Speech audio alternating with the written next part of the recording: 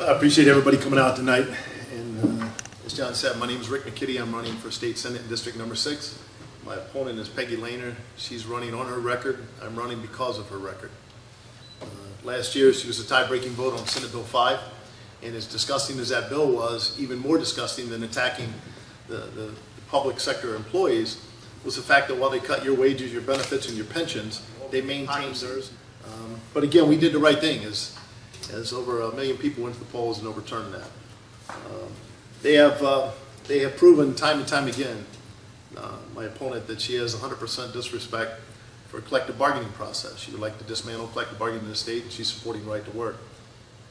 So one of the things I want to do is I want to invite the government, corporations, and labor to work together as partners and stop all this fighting. Right now we have a one-way street where you have government and corporations trying to decide what is best for corporations, and the people don't have a voice. So I want to be your voice in the Senate. I want to sit and talk about rational decisions that include workers and what we can do to not only create jobs, but living wage jobs. As an auto worker, I spent 31 years at the bargaining table engaged in collective bargaining, going from a basic entry level committee job to an assistant director to an international union, handling negotiations with some of the largest corporations in the world. We always found middle ground. We always started at one end and they started at the other, and we worked to the middle in every case, not some case. One of the problems that we have in the United States and in Ohio specifically is these corporations are moving jobs out of our state to communist countries like China and Vietnam, because not only because it's cheaper in wages and benefits and workers will work for close to free, but there's government incentives to do that. We've seen the call centers from the state of Ohio, for some of the others, actually move to places like India and some foreign land where workers make next to nothing, and yet those same companies are still getting tax incentives from taxpayers here in the state of Ohio. So Carolyn already talked about the unfair property tax, but the interesting thing, when they pulled the money out of the local government fund last year to balance the state budget, they went around bragging how they had solved the state's budget problem without raising your taxes. Every city, let me say this differently, almost every city in Ohio now has a tax levy on the ballot come November because every city is short.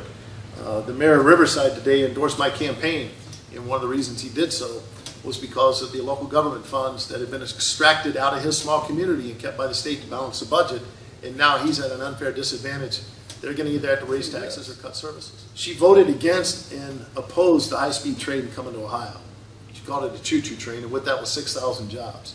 So even if she is able to identify these jobs that she has saved or created, which I doubt, she's always going to recognize, we're always going to recognize in Ohio a 6,000 middle-income job void as a result of her actions, directly as a result of her actions. If you look at the Medicaid situation with the state, last year Governor Kasich took 11% of Medicaid's budget and used it to offset the balance. With that said, I'll restore that funding to Medicaid. And how do we do that? And Carl Fisher and Caroline and I have talked about fracking. Fracking is a big push in the state of Ohio. It's creating jobs. One of the things it's not creating is taxes. They have not taxed the fracking industry in the state. So we're going to push for a fair tax on the fracking industry that says, first off, we're going to push for regulations to make sure they're not polluting the air and the water that we drink, because that's how we sustain life. But secondly, we're going to push for a fair tax that says, let's take the average tax across the country that's being applied to the fracking industry and apply it in the state of Ohio. I think it's going to be somewhere around 6 or 7%. The state of Texas has no state tax because of the gas and the oil companies. So we ought to be able to help reduce taxes here, use that money to offset property taxes, reduce property taxes on homeowners, and at the same time use that money to create jobs. And lastly, together all of us stand with women to be allowed to make their own health care choices. We'll fight for equal pay in workplace to stop workplace discrimination. One of the things that my opponent has done, she's voted at least 7 times to take away rights for women to decide their own health care issues.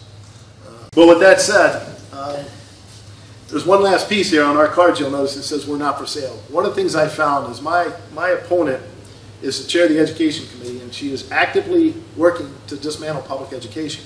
And why would she do that? Well, one, again, is she hates public unions, and she's very vocal about that. Number 2, last year they shifted $1 million from public schools to private schools, charter schools. Of that, $567 million went to schools that have a 68% dropout rate or higher. 68% dropout rate or higher.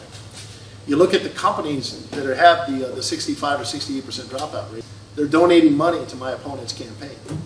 So if you follow the money, you might understand it's not just about dismantling public education and supporting private for-profit corporations, but it's about trying to get reelected. And that's what they seem to care more about than taking care of us in society. So we specifically said, we're not for sale.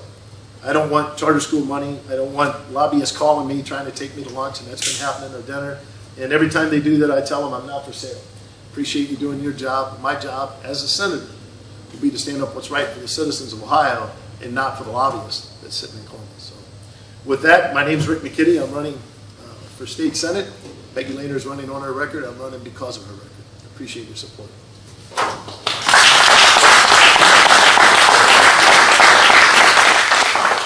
Super. Thanks, Rick.